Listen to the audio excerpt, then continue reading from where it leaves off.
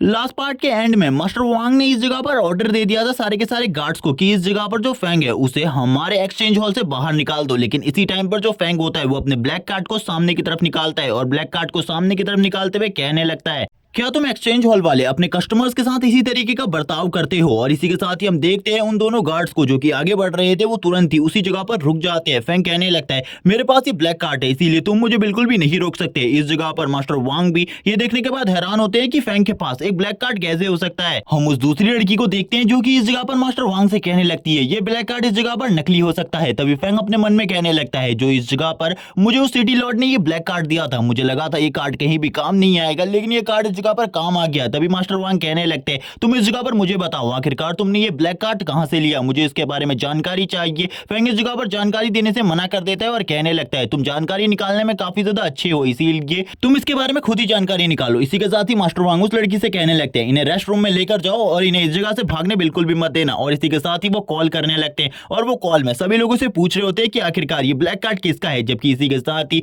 बाहर का सीन दिखाया जाता है जिस जगह पर जो गार्ड्स होते हैं वो सभी लोगों को बाहर ही रोक रहे होते हैं और कहने लगते हैं, आप अभी एक्सचेंज हॉल में नहीं जा सकते, एक्सचेंज हॉल में कुछ प्रॉब्लम चल रही है जिस वजह से आप लोग अभी अंदर नहीं जा सकते। काफी सारे लोग इस जगह पर रुके हुए होते हैं। इसी के साथ ही सिटी लॉर्ड का सीन दिखाया जाता है जिस जगह पर सिटी लॉर्ड कहते हैं, आखिरकार तुम्हारी हिम्मत कैसे हुई उस ब्लैक कार्ड वाले पर्सन को रोकने की? क्या तुम्हें पता है वो पर्सन कितना ज्यादा इंपॉर्टेंट है हम लोगों के लिए? अगर तुमने उसे गुस्सा दिलाने की कोशिश करी या तुम्हारी वजह से उस बंदे को कोई प्रॉब्लम हुई तो भूल जाना, इस जगह पर तुम आगे से एक्सचेंज हॉल में नौकरी कर पाओगे, तुम्हें एक्सचेंज हॉल की जॉब से निकाल दिया जाएगा। ये सुनने के बाद इस जगह पर मास्टर वांग घबरा जाते हैं और कहने लगते हैं, सर मैंने इस जगह पर कुछ भी नहीं किया। लेकिन अब इस जगह पर सिटी लॉर्ड काफी ज्यादा भड़क जाते हैं और कहने लगते हैं, सिटी लॉर्ड कहने लगते हैं, अब मैं उस जगह पर खुद आने वाला हूं और इन सारी चीजों की जांच करने वाला हूं कि कहीं तुमने उस पर्सन को इस जगह पर गुस्सा तो नहीं दिला दिया। सिटी लॉर्ड काफी ज्यादा गुस्सा होते हैं मास्टर वांग के ऊपर और कहने लगते हैं, तुम्हें तो मैं बिल्कुल भी नहीं छोड़ूंगा, अगर तुमने कोई भी गलती कर दी होगी तो। ये सुनने के बाद तो मास्टर वांग भी इस जगह पर घबरा जाते हैं और कहने लगते हैं, आखिरकार इस जगह पर जो फैंग है वो इतने ज्यादा छोटे बैकग्राउंड से होने के बावजूद सिटी लॉर्ड को कैसे जानता है, अब इस जगह पर मेरा क्या होगा? लेकिन तभी उन्हें एक और आइडिया आता है और वो कहने लगते हैं, मुझे इस जगह पर उस फोर्थ ट्रांसफॉर्मेशन वाले बंदे को इस बारे में बता देना चाहिए कि उस आर्मर का सेट हमारे पास आ चुका है। और इसी के साथ ही वो कॉल कर डू को भी इसके बारे में बता देते हैं कि वो इस जगह पर आ जाए, वो आर्मर का सेट इस जगह पर आ चुका है, ताकि सिटी लॉर्ड अगर कोई प्रॉब्लम क्रिएट करे तो डू उन्हें बचा सके। जबकि हम देखते हैं शिन और इस जगह पर जो निंग फैंग होते हैं वो दोनों ही एक जगह पर बैठे होते हैं, जबकि निंग फैंग टैबलेट में किसी चीज को देख रहा होता है। लेकिन इसी टाइम पर सिटी लॉर्ड और डू इस जगह पर आ जाते हैं। फैंग भी इस जगह पर उन दोनों को देखकर हैरान होते हैं और कहने लगते हैं, आखिरकार तुम दोनों इस जगह पर क्या कर रहे हो? और इसी के साथ ही वो दोनों भी सारी चीजों के बारे में बता देते हैं। शिन भी यहाँ पर ये देखकर हैरान होती है कि फैंग इतने बड़े दो लोगों को जानता है, जिनमें से एक बंदा सिटी लॉर्ड है तो दूसरा फोर्थ ट्रांसफॉर्मेशन पर है अपनी। इसी के साथ ही इस जगह पर डू और सिटी लॉर्ड दोनों ही उस दूसरी लड़की को घूर कर देखने लगते हैं, जिसके साथ ही वो लड़की भी काफी ज्यादा घबरा जाती है और सोचने लगती है, आखिरकार ये दोनों ही मुझे इस तरीके से क्यों देख रहे हैं। इसी के साथ ही मास्टर वांग इस जगह पर आते हैं। मास्टर वांग से वो पूछने लगती है, ये सब कुछ क्या चल रहा है? तभी मास्टर वांग बताते हैं, अब सब कुछ खत्म हो चुका है, सब कुछ खत्म हो चुका है। और ये कहने के बाद ही वो खामोश हो जाते हैं। जबकि हम सिटी लॉर्ड को देखते हैं, सिटी लॉर्ड इस जगह पर कहते हैं, क्या सही में तुम नहीं चाहते कि ये लोग तुमसे माफी मांगे? निंग फैंग इस चीज के लिए मना करता है और कहने लगता है, हम लोगों को इस जगह पर बात करनी चाहिए बाकी चीजों के बारे में जो कि इस जगह पर मैं करने के लिए आया हूं। जबकि इसी के साथ ही सिटी लॉर्ड कहते हैं, चलो ठीक है, अब इस जगह पर मैं तुम दोनों को ही नौकरी से निकालता हूं, इस जगह से निकल जाओ, आज के बाद कभी भी हमारे किसी भी एक्सचेंज हॉल के स्टोर पे दिखाई मत देना। ये सुनने के बाद तो मास्टर वांग और वो लड़की हैरान हो जाती है, लेकिन मास्टर वांग को सब कुछ पता था ये सब कुछ किसके वजह से हुआ है, इसीलिए वो इस जगह पर कहने लगते हैं, बिच ये सब कुछ तुम्हारी वजह से हुआ है, अगर ना ही इस जगह पर तुम मुझे भड़काती और ना ही मेरे हाथों से ये सारी चीजें होती। जबकि इसी के साथ ही हम देखते हैं सिटी लॉर्ड को जो कि कहने लगते हैं, ये सब कुछ क्या हो रहा है, हम लोगों को इस जगह से चलना चाहिए, हम लोग वीआईपी रूम में जाकर सारी चीजों के बारे में बात करते हैं। अब हमें इन सभी को वीआईपी रूम के अंदर दिखाया जाता है, जिस जगह पर जो सीन होती है वो इन सभी लोगों को सर्व कर रही होती है। सीन इस जगह पर फैंग की तरफ देखते हुए सोच रही होती है, ये बंदा सही में काफी ज्यादा अमेजिंग है। जबकि इस जगह पर सिटी लॉर्ड भी सीन की तरफ देखते हुए कहते हैं, शायद से ये दोनों एक दूसरे को पहले से ही जानते हैं। सीन ने इस जगह पर हमारी एक्सचेंज हॉल की इज्जत को तो रख ही लिया है, इसके वजह से इस जगह पर जो हमारा एक्सचेंज हॉल है वो आगे चलकर काफी ज्यादा ग्रो कर सकता है, क्योंकि मास्टर फैंग काफी ज्यादा स्ट्रॉन्ग है। अगर उनका सपोर्ट हमसे छिन जाएगा तो हम इस जगह पर कुछ भी नहीं कर पाएंगे, क्योंकि पिछली बार उन्होंने इस जगह पर हमारे सिटी को प्रोटेक्ट किया था।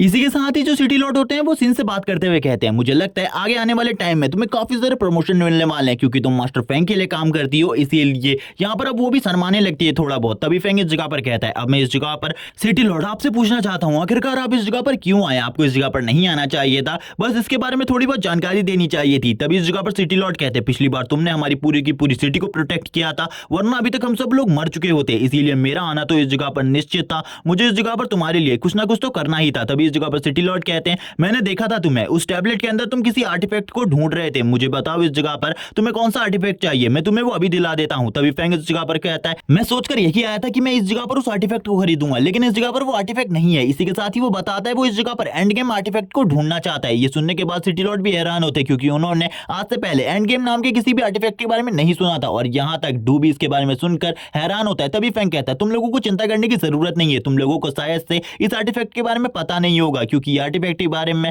मैं भी ज्यादा चीजें नहीं जानता, थोड़े टाइम पहले ही मुझे इस चीज के बारे में पता चला था। इसी के साथ ही फैंग बताने लगता है कि जो स्किल इस जगह पर उसकी टीचर ने उसे दी थी, यानी कि वो स्किल बुक, उसका स्पेशल स्किल इस जगह पर माना रिकवरी था। उसे लगा था इसको वो किस तरीके से यूज कर सकता है, लेकिन उसकी डार्क पावर के साथ मर्ज होने के बाद इसका स्किल भी चेंज हो जाएगा, लेकिन इसमें क्या चेंजेस हो जाएंगे उसे बिल्कुल भी समझ में नहीं आ रहा था। इसी के साथ ही वो उसे अपने स्किल स्लॉट में रखने लगता है, थोड़ा टाइम इसमें लगने लगता है, और इसी के साथ ही जो वो बुक की पावर होती है वो इस जगह पर फैंग की पावर को भी बढ़ा रही होती है। फैंग इस जगह पर कहने लगता है, ये मुझे काफी ज्यादा अजीब लग रहा है। इसी के साथ ही वो उसके स्किल स्लॉट के साथ अटैच हो जाता है, लेकिन फैंग को जो नोटिफिकेशन आती है उसमें काफी सारी चीजें लिखी हुई थी, जिसको फैंग अच्छे तरीके से नहीं समझ पाता। लेकिन इसी के साथ ही उसमें एक आर्टिफैक्ट के बारे में लिखा था, जो कि एंड गेम आर्टिफैक्ट था, लेकिन फैंग को सिस्टम की कोई भी बात समझ में नहीं आई थी। फैंग कहने लगता है, आखिरकार ये किस आर्टिफैक्ट के बारे में बात कर रहा है, इस आर्टिफैक्ट के बारे में तो मुझे कोई भी चीजें नहीं पता, ये सारी बकवास बातें हैं। और इसी के बाद ही वो सो जाता है। सीन प्रेजेंट में आ जाता है, हमें प्रेजेंट का सीन दिखाया जाता है, जिस जगह पर सिटी लॉर्ड, फैंग और डू एक साथ आपस में बात कर रहे होते हैं। सिटी लॉर्ड कहने लगते हैं, जब मैं अगली बार तुम लोगों को अपने सिटी में बुलाऊंगा उस जगह पर मैं तुम लोगों का स्वागत अच्छे तरीके से करूंगा। तभी वो इस जगह पर अपने फ्लाइंग स्क्रोल को निकालते हैं, और अपने फ्लाइंग स्क्रोल को निकालते हुए इस जगह से उड़कर तुरंत ही चले जाते हैं। जबकि हम फैंग को देखते हैं जो कि उस जगह पर खड़ा होता है डू के साथ। इसी के साथ ही हम डू को देखते हैं जो कि फैंग से पूछने लगता है, अब तुम क्या करने वाले हो। फैंग अपने घर जाने की बात करता है, तभी डू से कहता है, तुम मेरे साथ मेरे घर पर चलो, मैं तुम्हें अपना घर दिखाना चाहता हूँ, मेरा नया घर। तभी हम देखते हैं डू के घर को, जो कि काफी ज्यादा बड़ा और आलीशान होता है, जिसे देखने के साथ ही फैंग भी हैरान होता है और कहने लगता है, तुम्हारे पास इतना बड़ा घर है, मुझे इसके बारे में बिल्कुल भी नहीं पता था। तभी डू इस जगह पर बताता है, ये घर इस जगह पर सिटी लॉर्ड ने उसे दिया है। डू कहने लगता है, बॉस अगर आप इस घर को लेना चाहते हो तो ले सकते हो, मैं इस जगह पर सिटी लॉर्ड से दूसरे घर की डिमांड भी कर सकता हूँ, या फिर आपके पड़ोस में ही एक दूसरे घर को रेंट पर ले सकता हूँ, मेरे पास पैसे हैं। तभी फैंग कहता है, नहीं मुझे अभी किसी चीज की जरूरत नहीं, अभी बस थोड़े से पैसे की जरूरत है। डू इस जगह पर पैसे देकर मदद करने की कोशिश करता है फैंग की, लेकिन फैंग मना करता है और कहने लगता है, अभी इस जगह पर मुझे तुम्हारे पैसे की जरूरत नहीं, जब मुझे जरूरत पड़ेगी मैं तुमसे पैसे मांग लूंगा। फैंग बताने लगता है, अभी इस टाइम पर उसके पास इतना पैसा है कि वो एक न्यू मेंशन खरीद सकता है अपने लिए, लेकिन वो इन सब चीजों को नहीं करना चाहता। वो अपने पैसे को बर्बाद नहीं करना चाहता, बल्कि अपने पैसे के साथ कुछ और चीज करना चाहता है, जिसके बारे में फैंग बिल्कुल भी नहीं बताता। और इसी के साथ ही उस जगह पर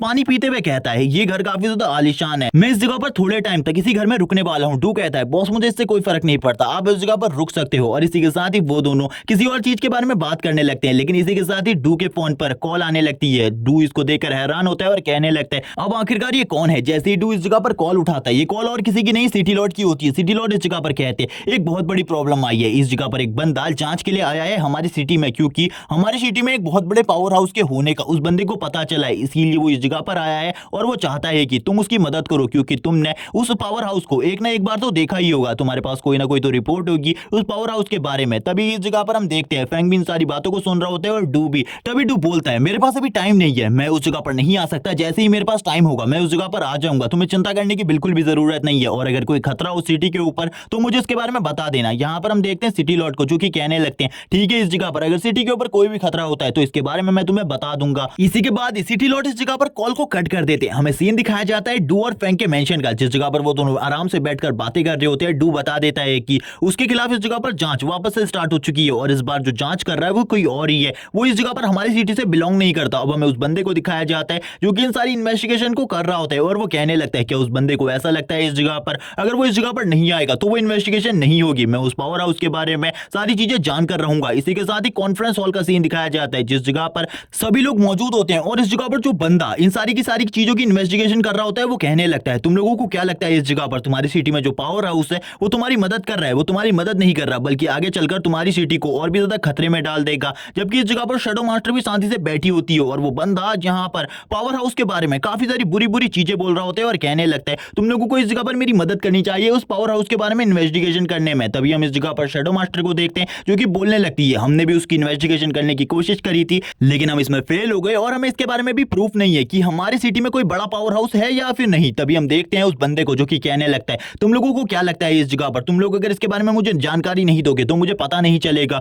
मैंने सारी की सारी जानकारी तुम्हारी सिटी के बारे में पहले ही निकाल ली है। तुम्हारी सिटी पर 2 बार अचानक से हमले हो चुके हैं और ये दोनों के दोनों हमले को डिस्ट्रॉय करने वाले यानी कि रोकने वाला कोई बड़ा पावर हाउस है और उसके बारे में तो मैं जानकारी निकाल कर रहूंगा। तभी इस जगह पर वापस से जो यहाँ पर सुलैन होती है यानी कि शैडो मास्टर वो कहने लगती है तुम जो करना चाहते हो कर सकते हो। जबकि इस जगह पर फैंग की टीचर भी यहाँ पर परेशान होती है और कहने लगती है सारे के सारे सबूत को सुलैन ने मिटा दिया था, इसीलिए सुलैन के लिए काफी ज्यादा बड़ी प्रॉब्लम हो सकती है। जबकि हम देखते हैं सिटी लॉर्ड इस जगह पर आ जाते हैं और कहने लगते हैं इस जगह पर मैंने डू को बुलाया था ताकि वो तुम्हारी मदद कर सके, लेकिन डू ने इस जगह पर आने से मना कर दिया है। वो भड़क जाता है और कहने लगता है तुमको क्या लगता है इस जगह पर? तुमसे पहले ये खबर मुझे नहीं मिली, मुझे ये खबर पहले मिल चुकी है और वैसे भी मैं उस डू नाम के बंदे के साथ काम नहीं करना चाहता। उस बेकार से बंदे के साथ मैं काम कर क्या ही करूंगा और मैं अकेले ही अब इस मिशन को अंजाम देने वाला हूं। मुझे तुम में से किसी की भी जरूरत नहीं है। और इन सभी की बेइज्जती करने के बाद वो इधर से निकल जाता है जिस जगह से उसे काफी ज्यादा पावरफुल सिग्नल मिल रहे होते हैं और इसी के साथ ही हमें दिखाई जाती है वो जगह जो कि और कोई नहीं बल्कि एक ग्रेवयार्ड होती है और उस ग्रेवयार्ड में एक डंजन का पोर्टल होता है। इसी के साथ ही काफी सारे लोग उसे रोकते हैं और कहने लगते हैं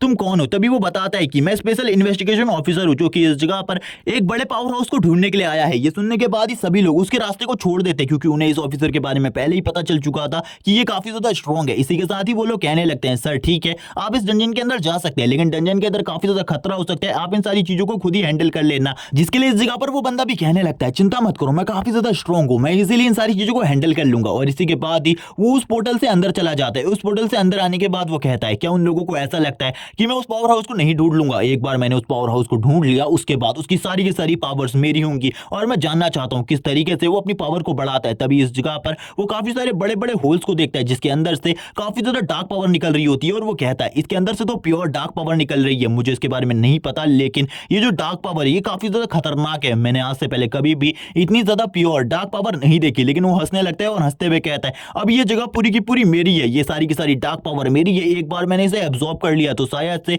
मैं उस पावर हाउस से भी ज्यादा स्ट्रॉन्ग बन जाऊं। और इसी के साथ ही वो अब इस डार्क पावर को अपनी बॉडी के साथ मर्ज करने लगता है और भी ज्यादा स्ट्रॉन्ग बनने के लिए। इसी के साथ ही हमें एक चीज को दिखाया जाता है जो कि काफी ज्यादा अजीब दिख रही होती है और वो भी उस बंदे की बॉडी के ऊपर कंट्रोल करने के लिए आगे बढ़ने लगती है। लेकिन इस जगह पर जो वो ऑफिसर होता है वो उसी चीज को अपनी बॉडी से मर्ज करने लगता है ताकि वो और भी ज्यादा स्ट्रॉन्ग बन सके और जोर जोर से हंसने लगता है और कहता है अब पूरे के पूरे आसपास की सिटी के ऊपर मैं कंट्रोल करूंगा क्योंकि मेरी पावर सबसे ज्यादा होगी। मैं फोर्थ ट्रांसफॉर्मेशन को भी कंप्लीट कर लूंगा थोड़ी ही टाइम में। हमें इसी के बाद सीन दिखाया जाता है डू के मेंशन का जिस जगह पर फैंग गेम खेल रहा होता है और गेम खेलते हुए कहता है ये गेम का लेवल काफी ज्यादा हार्ड है, लेकिन इसी टाइम पर उसके सिस्टम से उसे एक नोटिफिकेशन मिलती है जो एंड गेम आर्टिफैक्ट है उसे डिटेक्ट किया गया है और उसकी लोकेशन को तुम्हारे टैब पर भेज दिया गया है। अब तुम उस जगह पर आ सकते हो उस एंड गेम आर्टिफैक्ट को लेने के लिए। फैंग भी ये देखकर हैरान होता है और कहने लगता है शायद से जो एंड गेम आर्टिफैक्ट है वो मेरे सिस्टम के साथ कनेक्टेड है जिस वजह से मेरा जो सिस्टम है वो मुझे उस जगह पर ले जाना चाहता है उस एंड गेम आर्टिफैक्ट के पास। चलो ठीक है मुझे भी उस जगह पर जाना होगा उस एंड गेम आर्टिफैक्ट को लेने के लिए। तभी वो इस जगह पर अपने कोट को पहन लेता है और कोट को पहनते हुए कहता है मैं चलने के लिए तैयार हूं अब उस जगह पर।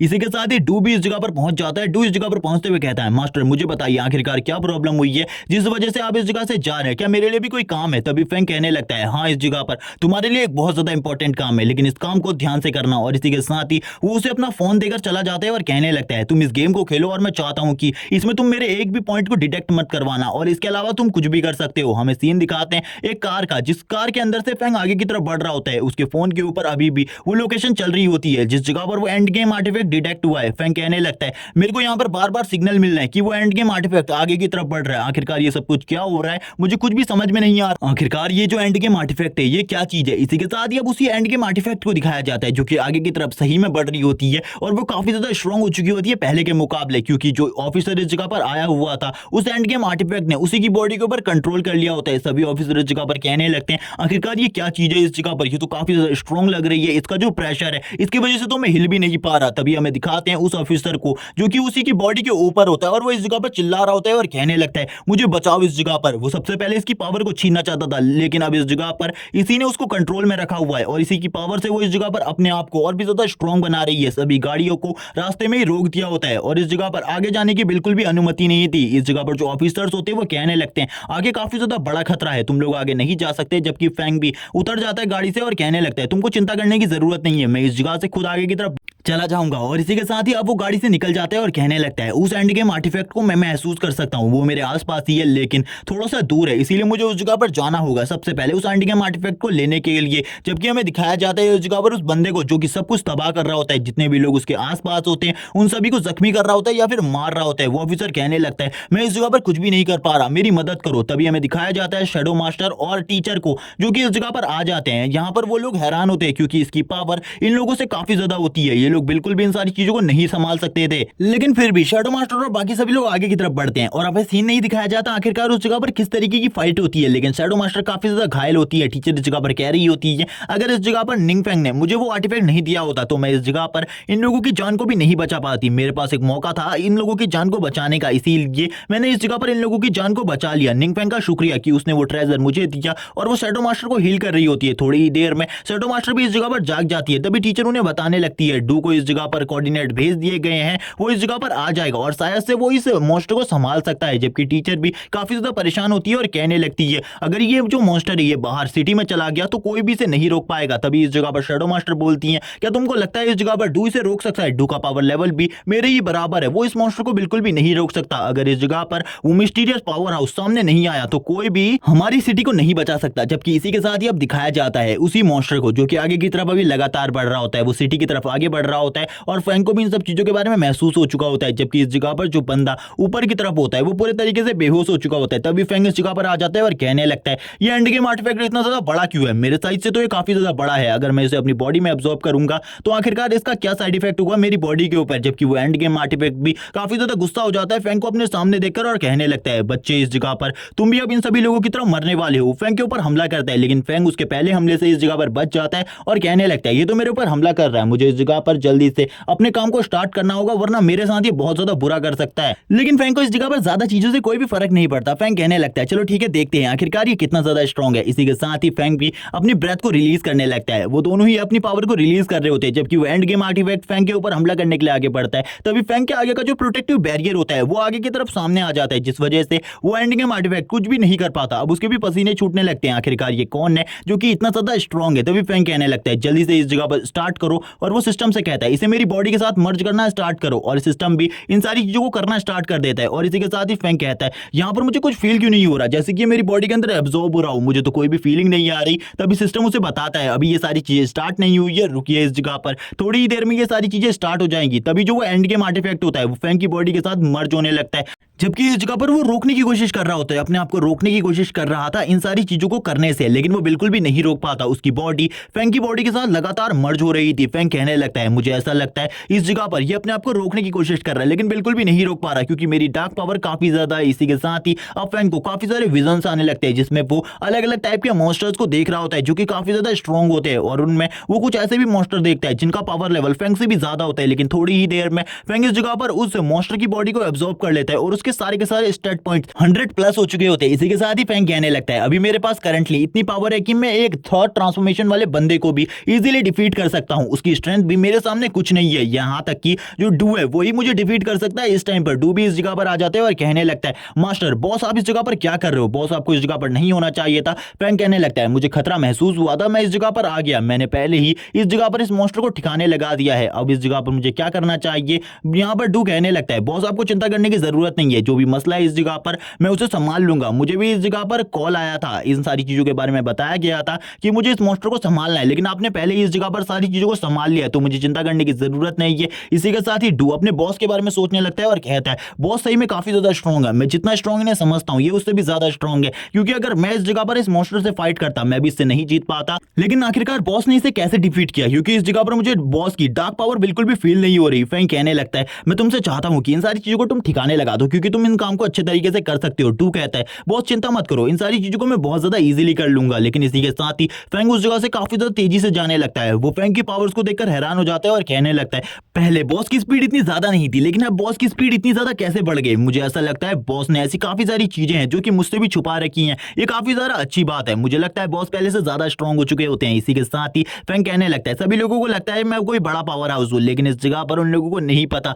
मेरा लेवल खाली फर्स्ट ट्रांसफॉर्मेशन है। इसी के साथ ही ही सीन शिफ्ट हो जाता है और हमें सीन दिखाया जाता है उसी कॉन्फ्रेंस हॉल का, जिस जगह पर उस बंदे को जो कि इस जगह पर सारी जानकारियों को एकत्र कर रहा था, उसको अब जेल में डाल दिया गया है, क्योंकि सभी लोगों को इस बंदे के बारे में पता चल गया था कि ये सबसे पहले उस ऑब्जेक्ट की सारी पावर को एब्जॉर्ब करना चाहता था, लेकिन बाद में उस ऑब्जेक्ट ने इसकी बॉडी के ऊपर कंट्रोल कर लिया और कंट्रोल करने के साथ ही सारी बुरी चीजें करना स्टार्ट कर दिया, जैसे कि काफी सारे लोगों के ऊपर हमला किया, काफी सारे सोल्जर्स की जान ले ली, जिनका दोषी इसे ही माना गया है। इसी के साथ ही हम देखते हैं इस जगह पर सुलैन को, जो कि इस जगह पर कहने लगती है, डू मैं तुमसे काफी सारी चीजों के बारे में जानना चाहती हूँ, मुझे बताओ इस जगह पर क्या सही में हमारी सिटी के अंदर कोई बिग शॉट है, यानी कि कोई बड़ा पावर हाउस। यहाँ पर सिटी लॉर्ड भी काफी ज्यादा खुश होते हैं और कहने लगते हैं इन सब चीजों के बारे में कहने की क्या बात है, सही में हमारी सिटी के अंदर कोई बड़ा पावर हाउस है, क्योंकि उसी ने हमारी जान बचाई, अगर वो नहीं होता तो अभी तक हम मर चुके होते। सभी लोग इस जगह पर काफी ज्यादा खुश होते हैं और डू से पूछने लगते हैं हमारा तुमसे एक क्वेश्चन है, हमें जल्दी बताओ क्या तुम इस जगह पर उस बड़े पावर हाउस से मिले हो। डू इस जगह पर कहने लगता है तुम लोग आखिरकार इन सारी चीजों के बारे में जानना क्यों चाहते हो, लेकिन फिर भी इस जगह पर मैं तुम्हें बता दूं कि मैं उस बिग शॉट को जानता हूं, इस जगह पर वो जो भी पावर हाउस है